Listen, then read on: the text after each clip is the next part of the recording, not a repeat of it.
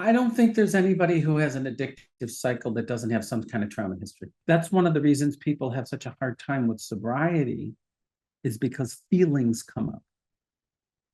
Actually, when you stop using a substance to get away from the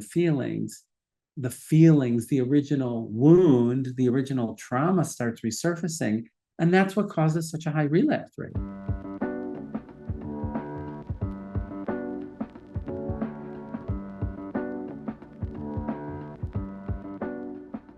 Frank, it's so great to have you here with us today on Consider Before Consuming. For our listeners, can we just dive right in and can you tell us a little bit about who you are and what you do? Yes, I'd much rather tell you a little bit about who I am and what I do, because I hate hearing those introductions about me. It's like Harvard trained, blah, blah, blah, blah, blah, like world renowned. Like there's all of that stuff that comes along with my very extensive bio. And when I Yes. hear that, I'm like, oh my goodness. It is a very impressive bio and resume. So yeah, I love to introduce myself as a person instead of a bunch of accolades, because as you can tell, I've been really busy throughout my career.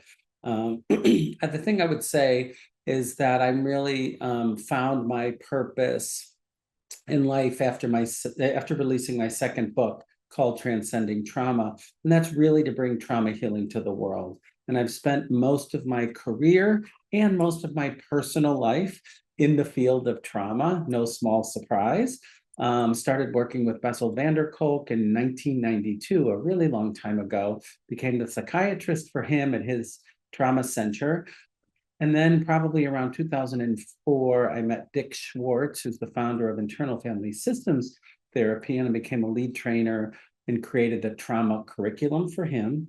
More recently, I've gotten this mission after the release of a memoir that I wrote called To Be Loved, to really bring trauma healing to the general public. So I've opened a trauma institute and a trauma-informed media company to bring trauma awareness and healing to the general public, because I just think there's not enough resources within psychotherapy, and this is a really big issue the world is dealing with. So I'm going to try to reach as many people as possible. Well, the work you're doing is so important, and we're so grateful to have you here to have this conversation today. To just dive right in, could you start by explaining the role that trauma plays in addiction, especially regarding pornography addiction, and how unresolved trauma, can fuel compulsive behaviors like a pornography habit? Trauma and addictions go hand in hand, is what I would say. Addictions in general, and we certainly can talk specifically about porn addiction. Um, but there is this way that trauma blocks connection.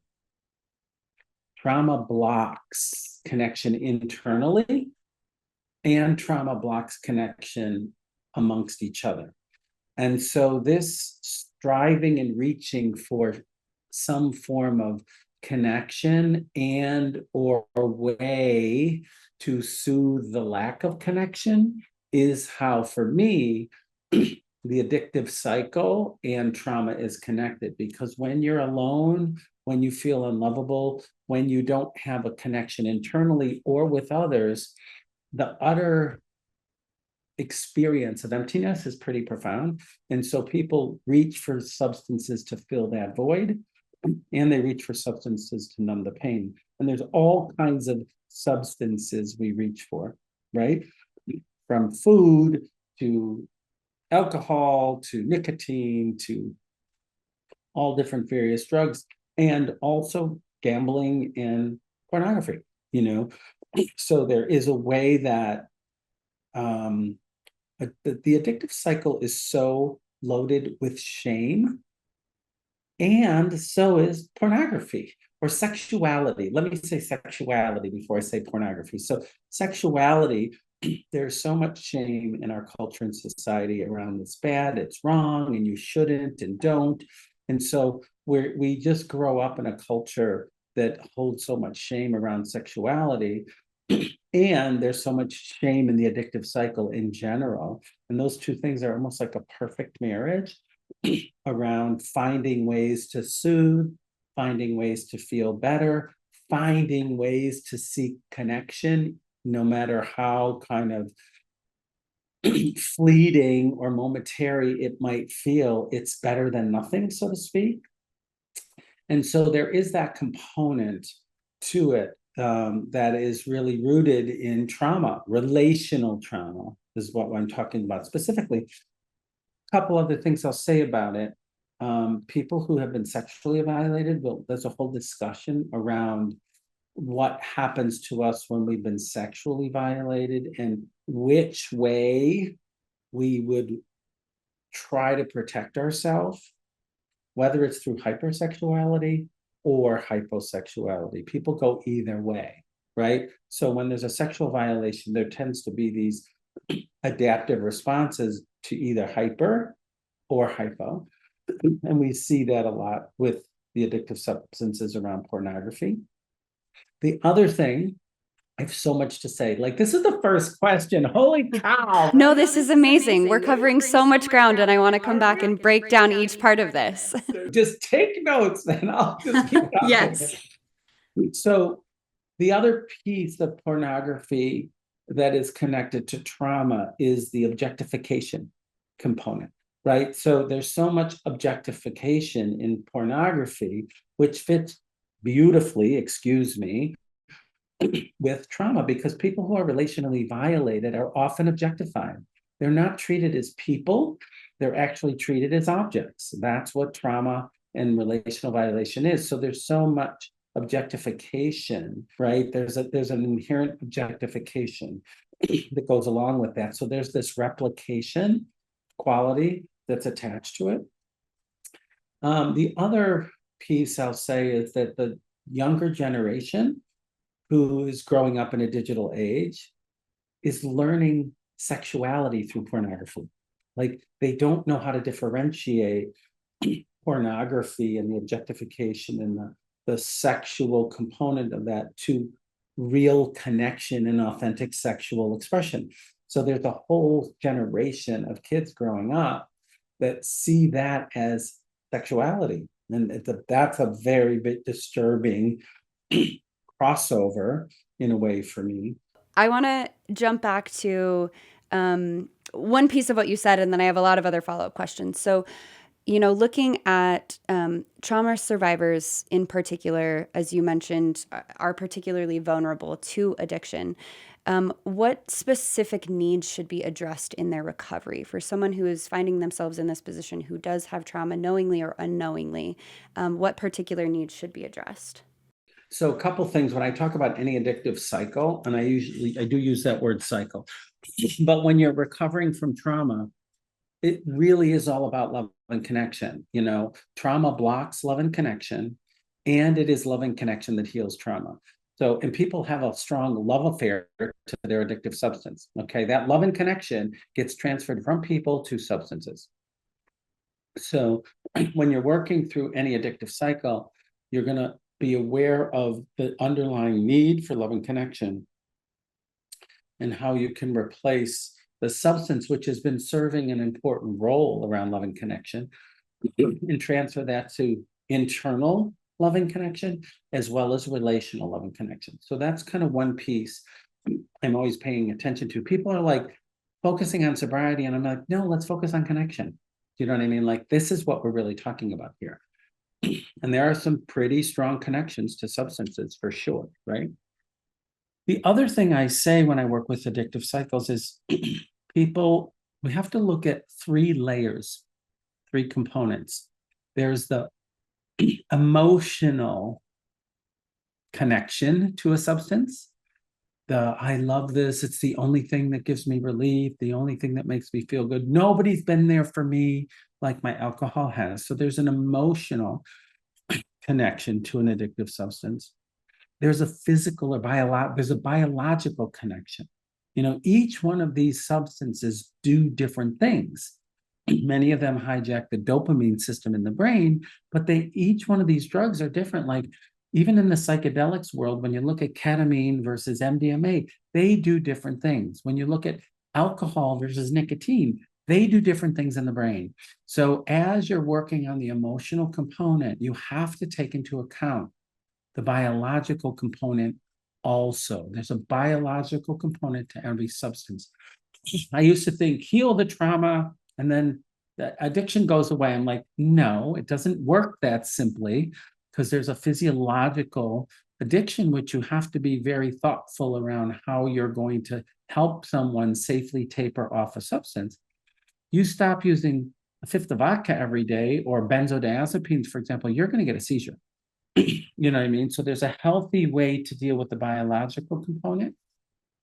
The last thing I'll say is there's a habit that is also associated with every addiction. And people don't pay attention to that as much. They look at the biology or the genetics, they look at the emotional, but so many people I've worked on both of those layers, and they're like, yeah, but I get into the car and I smoke a cigarette. Like that's what I do. Or after dinner, I have dessert and a cigarette. And it's like when I go to work every day, I blah blah blah blah blah. So there's these habits that get encoded for people that are just kind of regular routine things. We see this a lot with food addiction. This is what I do. We know there's a physiological addiction to glucose and all the things that happen with high fructose corn syrup and everything. And so we have to look at the habit also. So anytime we're addressing any addictive cycle, I want to look at the emotional component, the biological component, and the habit. And you have to address them each in the order that's right for each person because everybody's different. We don't do it the same for every person. Yeah, that's really well said. And for someone who's maybe finding themselves in this habit or in this cycle, acknowledging that they have all of these components, but maybe is unaware of unresolved trauma they might be holding or unaware of the role that could be playing. What are some subtle signs of past trauma that often go overlooked for an individual struggling with addiction or a compulsive habit or behavior? I don't think there's anybody who has an addictive cycle that doesn't have some kind of trauma history. Sorry. Like, I don't know if you've had Gabor Mate on this podcast or not yet, but he's a friend of mine. And, him and I have a very similar belief system around every addictive cycle is rooted in some kind of unresolved trauma. And usually it's childhood because it's been repressed, but not only it, right? Being raised in a dysfunctional family. So people like rarely is it like purely genetic. Rarely is it. Sometimes there are people like my uncle, his uncle, my cousin, everybody's got it. Like sometimes there is that biological genetic thing only, but very rarely, usually it's rooted in some kind of relational trauma or disruption with primary parents or with people, close within our family. So um, that's one of the reasons people have such a hard time with sobriety is because feelings come up. Actually, when you stop using a substance to get away from the original wound, the original trauma starts resurfacing.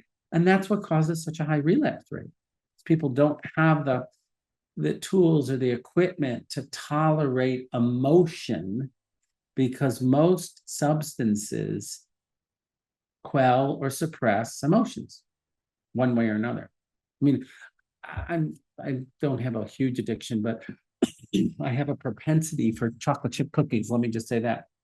And I haven't had one in a long time. And I had one yesterday, and it was literally like, oh, like I felt this relaxation. I was like, Yeah. that is powerful. Like it just soothed me. And it was fat and sugar and all the things that are part of an addictive cycle around food. So they do have this quality initially of soothing and calming. And because of the nature of an addictive substance, because of dependency and habit, the more and more you take, the less and less effective it is, and the more and more you need. And then it gets into this crazy cycle. And like, this doesn't work anymore.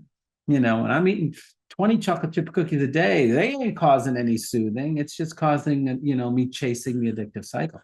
But it's still comfortable and familiar, right, for someone. So in that way, there's that coping ability. And for so many people with pornography, they begin consuming pornography at such a young age that this is a coping mechanism people have with them their whole lives, and then in adulthood they say, oh well, I would like to stop and I can't. And can you speak a little bit to that aspect of pornography addiction specifically? Yeah, I mean, there is a real physiological, the dopamine system gets hijacked. Okay. If you talk to anybody in technology, that like button causes a release of dopamine. Every time we hit a like, every time a notification comes in, ding, like it's a dopamine hit. That is what pornography is also. The visual, men have a more visually kind of, men are more visually drawn, women are more, emotionally drawn. There's obviously differences in everyone, but those visual hits of that one person looking in that certain way with a certain kind of body is an addiction. Like it's a hit of something, you know women who are kind of seeing themselves be tended to, like, and it soothes the relational desires and needs, right? When you see that, it gives you that momentary relief, and then you're on this ever quest of searching for that hit again. And 99 out of 100 don't do it, but that one does. It's really potent. Looking for intermittent reinforcement. So, as you mentioned in your intro, you've written several books. You recently came out with a book, To Be Loved. And in that, you share deeply personal aspects of your own trauma. How has this experience shaped your understanding of healing? Massively, in a way that was kind of surprising. Okay. I wasn't expecting to write a book and heal as a result of that. Okay. I have been in therapy for a really long time. If you've read my book, I started my therapy journey at 6 years old, right? So, and I've been in therapy for 33 years and counting. So it's been a long time. So I kind of was like, yeah, I've done the healing. Let me tell my story about my trauma history to the world so they can learn about healing. I was not expecting to have such a profound I was not expecting writing a memoir to have such a profound effect on me. And the last third of the book was written in real time. My dad, who was my primary abuser, was ailing and he was sick. And I would go and help my mom take care of him. And I'd have these amazing experiences. Then I'd get on the plane, I'd bawl my eyes out, and I'd write, write, write, write, write. So it was like writing is always like writing in retrospect when you're pulling memories from the past, but to write as something was actually happening was incredibly powerful for me. My life unfolded in this way to support a memoir, which was shocking. And this is interesting because I'm creating a new model of therapy for people to do outside of psychotherapy offices, partly because so much healing for me happened in my life outside of the therapy office. And I'm really wanting to encourage people to have these, what I call corrective moments.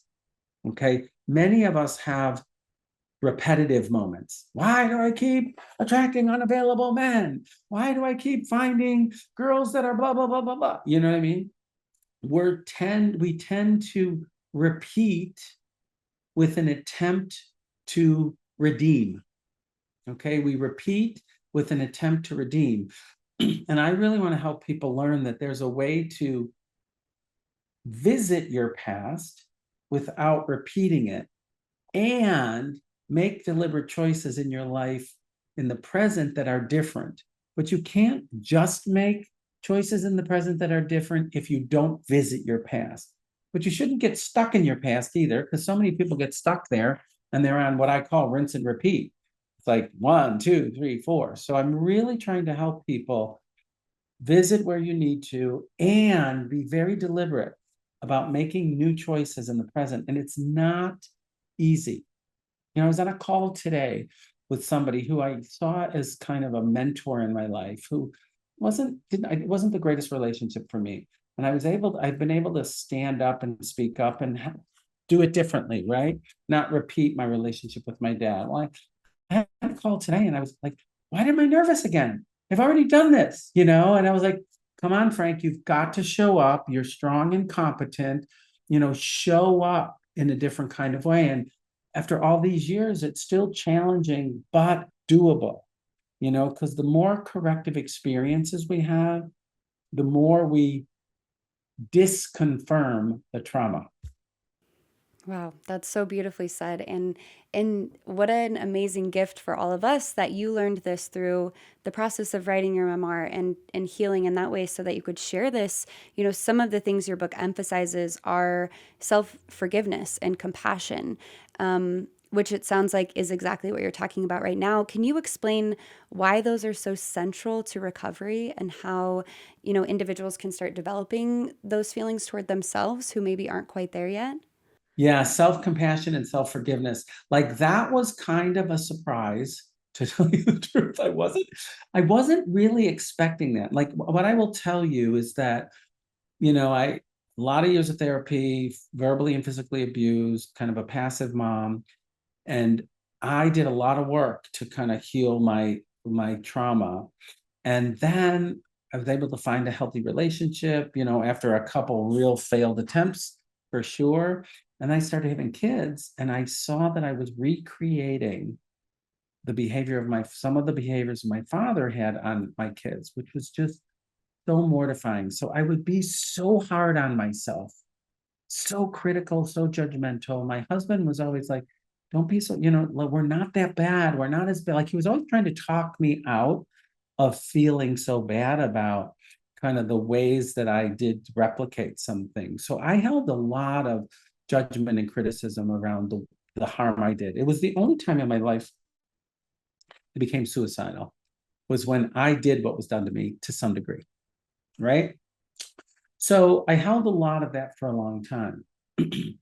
What was shocking for me was during the end of my dad's life, there was this huge process of working through things with him in real time as he was failing, as he was more vulnerable, kind of for the first time in his life, that I had a level of forgiveness to him for all that he had done, that I rose above the anger, the hurt, and the resentment that I had because of the healing work that I had done, because of the space that I was in, that I was able to see him for the kind of fragile, vulnerable guy he was.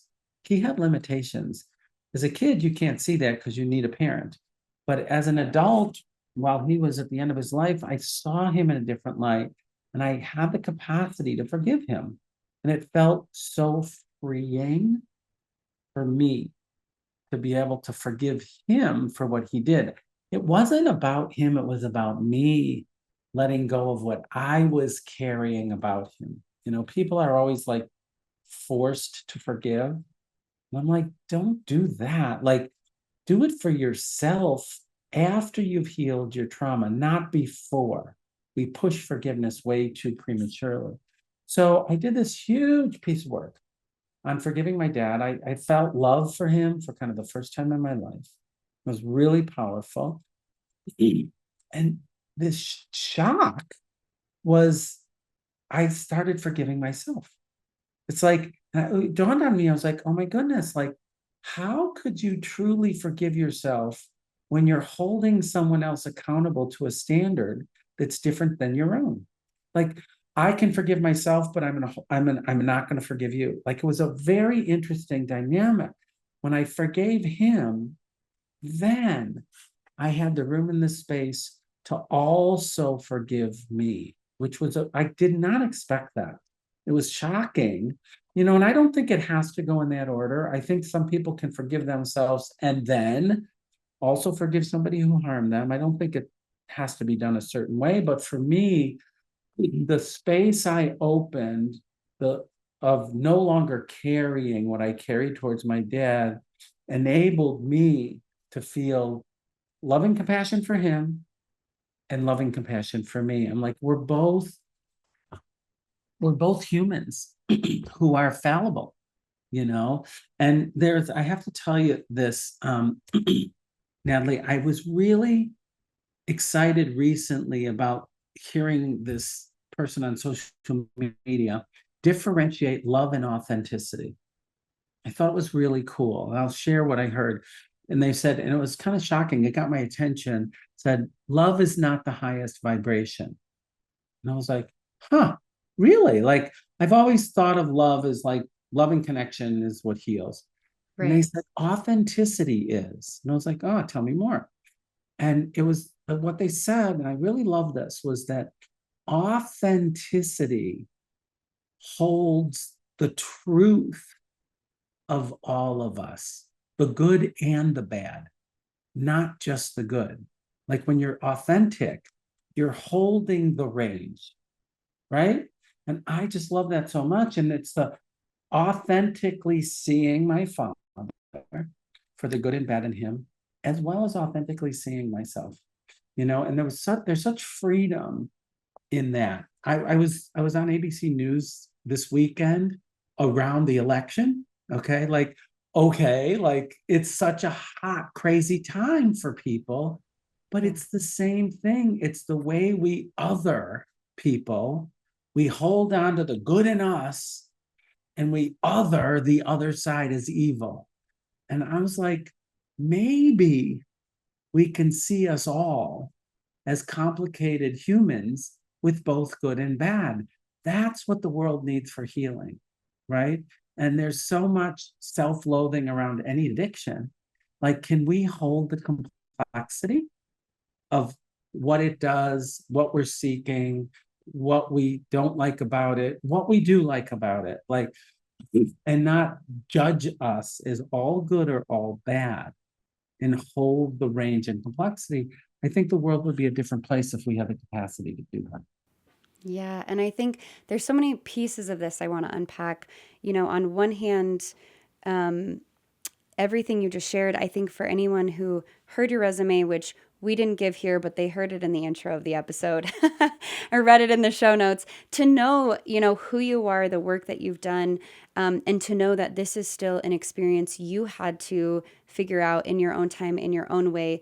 I think is so encouraging for people to really show, that it's never too late to be able to heal your trauma, and make that progress that so many people are wanting to make, but feel stuck. And then also this piece about forgiveness, and authenticity. I love that you brought that up because I think part of the reason there's so much shame around pornography addiction in particular is because it's something that thrives in secrecy, right? It's something that we have judgments about. It's something that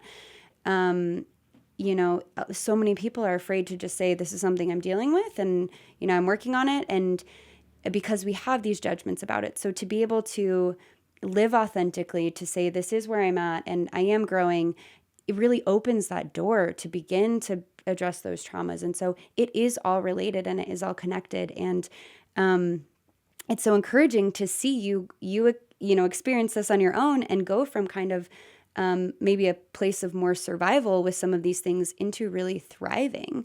And for someone who's maybe in a similar space on this journey, how could they recognize the signs of true progress for themselves, do you think, if they're It's in the internal. same spot? It's mostly internal. Like, I'm working on this program, as I talked about, and I'm talking about big behaviors. Like look at your big behaviors. What are the behaviors that you want to change, you feel bad about, you have shame about, whatever? Like, look at those big behaviors as adaptations to trauma. All the stuff people want to stop and change, all addiction, yelling, drinking, screaming, those are all adaptations to trauma. They are ways we try to protect ourselves, even though they're not. And we learn how to behave from the environment we grow up in. Like, that's our biggest teacher. So if you grow up in a dysfunctional family, you're going to incorporate dysfunctional behaviors. That's kind of what happens. So to appreciate these behaviors as adaptations is one thing. To get to know them and value them for what they're trying to do, not for the effect that they have on others or on yourself, is important. And what you see with progress is the more you can appreciate and value these big behaviors for their intention, there becomes this natural softening, this lack of criticism, this what I call relational repair inside. Oh, I'm not such a bad person. Oh, I'm doing this for a reason. Oh, there might be a way that this helped me once upon a time. Let's see if I can come up with a different adaptation, but appreciate why I did what I did. You start seeing those behaviors soften, and that's where healing comes in. That's where you then have access to the parts of you that hold the wounds and pain of trauma. And there is a healing process involved in that many people don't know. And that's one of the things I really want to teach is how we do heal the trauma as well as appreciate the adaptations to it, right? And once that healing is done, people don't need to rely on these adaptations anymore. They're not carrying the hurt and pain anymore. And they're living life from a different place.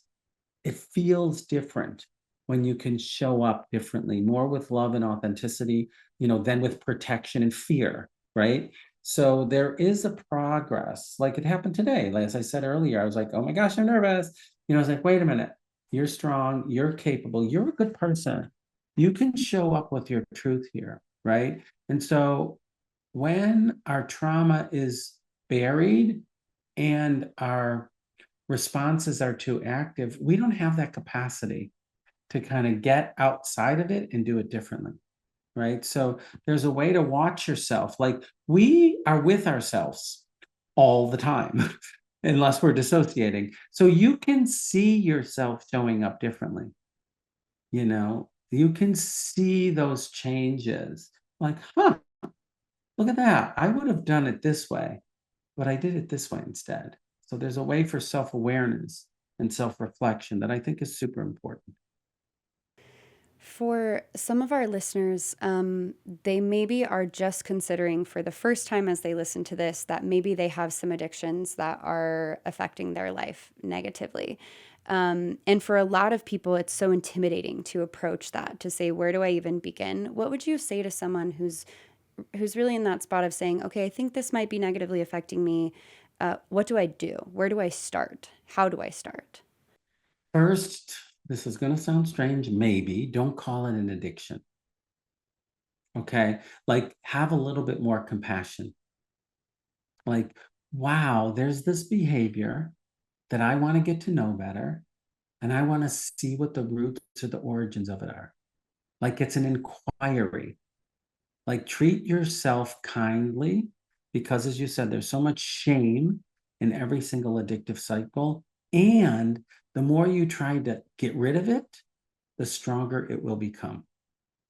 Okay, so when there's that awareness, hey, this is problematic, my suggestion is to shift to curiosity and appreciation, which may sound weird, because it is a adaptive, protective response. People are not addicts. It's what they do to protect their pain, what a part of them does to protect underlying pain and trauma. So try to be kind because the world isn't. People who are affected by it are not because they've been affected by it. But in order for you to truly make a change, like think about, I like to say this to people. If you want my attention, if I yelled at you and screamed at you and wanted to get rid of you, I wouldn't get your attention. I'd get you to run the hell away. If I wanted your attention, I would say, tell me more. I'm really interested. I'd love to know more about who you are and what you do and why. Then there's this natural draw toward, right? Everybody, including the parts of us that use addictive substances, feel better when we're heard, seen, and known. And that's what I want people to do when they see these behaviors. That's why somebody said, oh, call them problem behaviors. And I'm like, no, I'm calling them big behaviors, not problem behaviors. Because problem is that like negativity that will not Yeah. get you very far. Yeah, nobody wants to admit they have a problem, but to to be curious about something. And I love that you said that. I think so often we forget Of course we all want to be seen and known, but we forget to like see and know ourselves. Um, and I think it sounds so simple when you spell it out, but I do think it's really good advice for people to know where to begin. Um, and I would guess, based on that, your response to this may be similar, but what advice would you give to someone who wants to support a loved one who is experiencing a big behavior or a trauma related compulsive behavior or addiction? That's not a simple answer.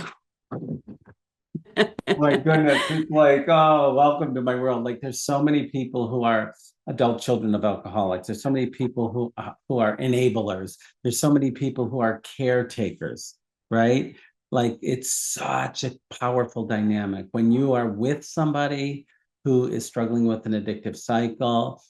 You've got to look at yourself. I say, do the U-turn, baby. Do the U-turn, because most people who are with somebody are focusing on them instead of focusing on themselves. I hate to say it, but it's true.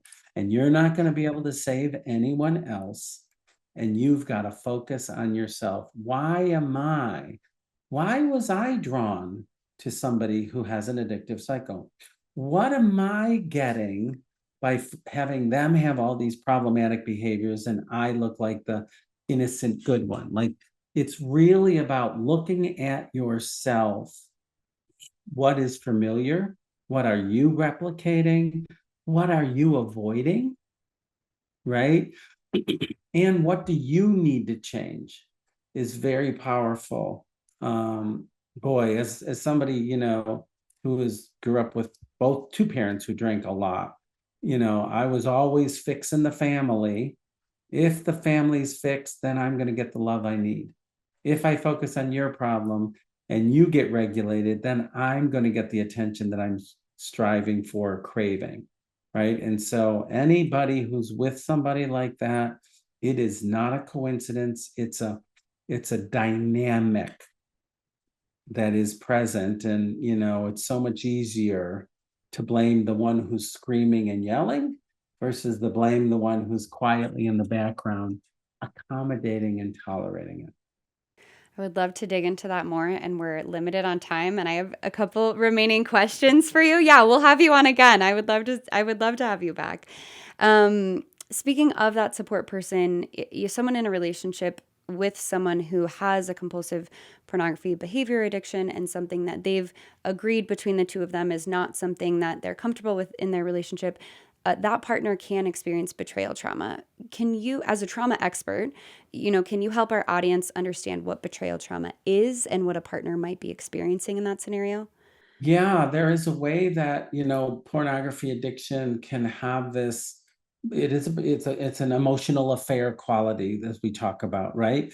And that when you're sharing that intimacy that both of you have agreed upon stays within the relationship, and then you're giving that intimacy or you're sharing that intimacy with somebody online in certain kind of way, that absolutely can feel like a betrayal, right? And it is a betrayal depending on the guidelines within the relationship. Like most couples, like some people truly want an open relationship. There's nothing wrong with that.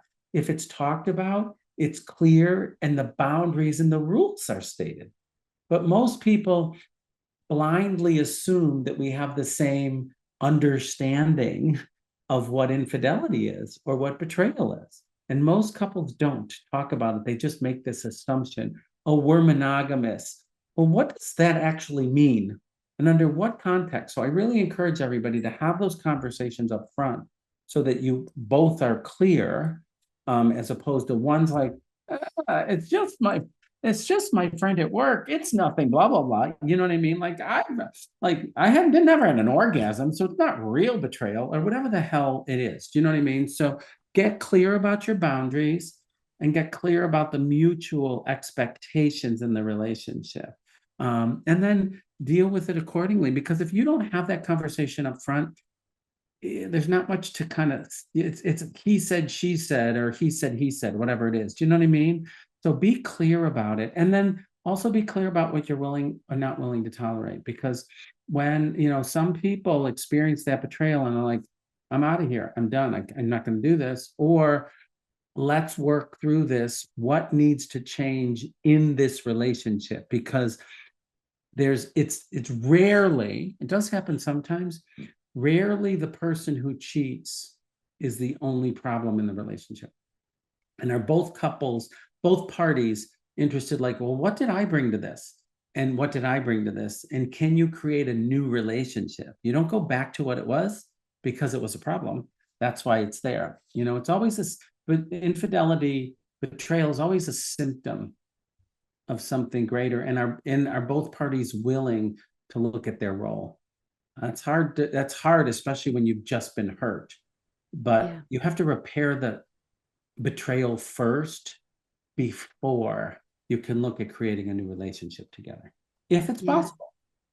And going back to kind of what you said right before this is just assessing, why was I attracted to this person? Why was I drawn to this set of circumstances? Not to victim blame anyone on any side of this, but just to acknowledge, where our own traumas might be fueling our own behaviors or our own motivations in relationships. And so, with that, do you have advice for couples where both parties are working through their own traumas and however that may manifest in their relationship? Yeah, don't use your partner for your support person. Honestly, like, it's not, bringing up that history, working through that history is important. Using your partner as your support person changes the dynamic in the relationship, because then it makes what's supposed to be a mutually balanced relationship imbalanced in whichever direction. And one of the things that's important, I've worked with a lot of couples where one has a sexual abuse history and the other one doesn't. Both couples' needs are important. Both needs to be taken into account, because sometimes it's like, I have the abuse history, so I can't have sex for the next 3 years, and you have to honor that. Like, well, no, that's one side of the story. And then what's the other side of the story, right? And how do you navigate two different needs when both people, it should be mutual, in ways that you work through compromise without relying on the other person to be your therapist. Really well said. I have 4,000 follow-up questions for you on everything we covered today, and we're out of time. So I would love to have you back to talk about this some more. But do you have any final parting words you'd like to share with our listeners? Hopeful words regarding recovering from trauma or trauma and how it's informing their addictions? Anything at all you'd want to leave them with? Yeah, the biggest piece, and you kind of referenced this, is that I want everybody to know that everybody can heal from their trauma. There's nobody who's too broken. There's nobody who's too far gone. There's nobody whose trauma is too bad that they can't be healed. One of the reasons I wrote the memoir in the first place is, like, I have a pretty significant trauma history, and I'm doing this work since 1992. And I believe that everybody's got the capacity to heal, to release the energy that you absorb from trauma is not your energy. It's energy that you're holding, and it can be released. It was such an honor to get to speak with you. For any of our listeners who want to learn more about your work or your books, do you want to give a plug for any of those? Yeah, the two main things is go to my website, because I have an email list to sign up for, so that people can kind of then follow my workshops and my courses and all that stuff. So it's frankandersonmd.com. And I'm on most all social media channels. Instagram, I think I'm probably the most active on, and that's Frank_Anderson MD. And yeah, that's, nobody's going to be able to heal this dilemma alone. Let's do it together as a collective. So let's join and help each other heal the world. Well, thank you so much, Frank. It was an honor to have you here. I look forward to having you back if I get my wish, and diving into more of this. But thank you for your work. We'll be sure for any of our listeners to link all of Frank's resources, website where you can find out more, in the show notes as well. So be sure to check those out. Thank you so much for having me.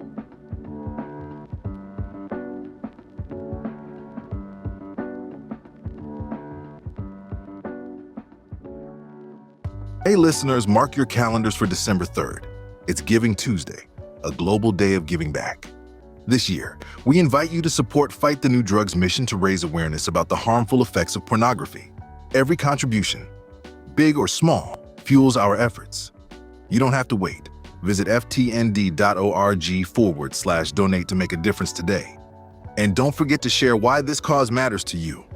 Tag us and use hashtag Giving Tuesday to amplify your voice. Together, we can make a difference. It's the best time of year to shop at the Fight the New Drug online store during our annual No Porn November sale, happening all month long. Get up to 50% off all our conversation starting gear, including new items released just this month. It's the perfect time to stock up on your favorite fighter gear. Plus, when you shop, 100% of the proceeds from your purchase support our mission to educate individuals on the harms of pornography and sexual exploitation. Get your gear before it's gone. Shop the No Porn November sale now at ftnd.org/shop. That's ftnd.org/shop. Thanks for joining us on this episode of Consider Before Consuming. Consider Before Consuming is brought to you by Fight the New Drug. Fight the New Drug is a non-religious and non-legislative organization that exists to provide individuals the opportunity to make an informed decision regarding pornography by raising awareness on its harmful effects, using only science, facts, and personal accounts. Check out the episode notes for resources mentioned in this episode. If you find this podcast helpful, consider subscribing and leaving a review. Consider Before Consuming is made possible by listeners like you. If you'd like to support Consider Before Consuming, you can make a one-time or recurring donation of any amount at ftnd.org/support. That's ftnd.org/support. Thanks again for listening. We invite you to increase your self-awareness, look both ways, check your blind spots, and consider before consuming.